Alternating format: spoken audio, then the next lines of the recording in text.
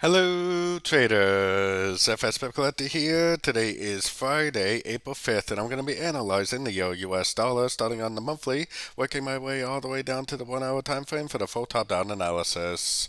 So in the euro dollar monthly, I'm still sporting this big old uptrend analysis that I've been sporting for a very long time. I still think it is eventually going to go up and take out these highs on the monthly, but this is the monthly time frame, so it most likely is going to take a very long time to play out.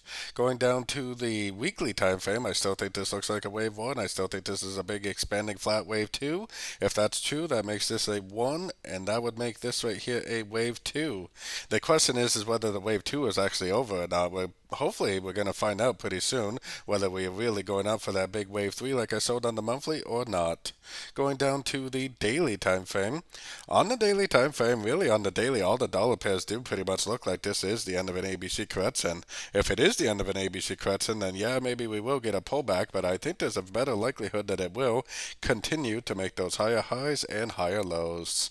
So going right down to the 4 hour time frame, we do have to remember that we do have non-farm payroll news today for the US dollar, which is a big news event for the dollar pairs.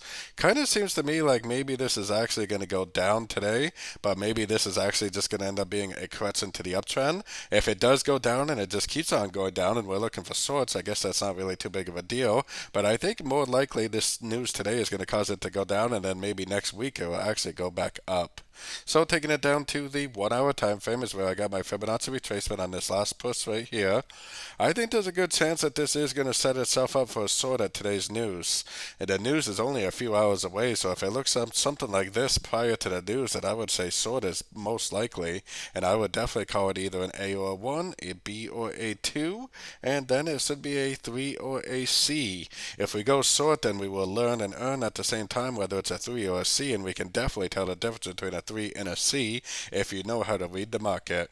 So most likely, I think today's news is going to cause a sort, and then maybe next week, if it is a wave C, it'll continue the uptrend next week, or if it's a wave 3, maybe it'll just continue to make those lower lows and lower highs and just keep on trending down.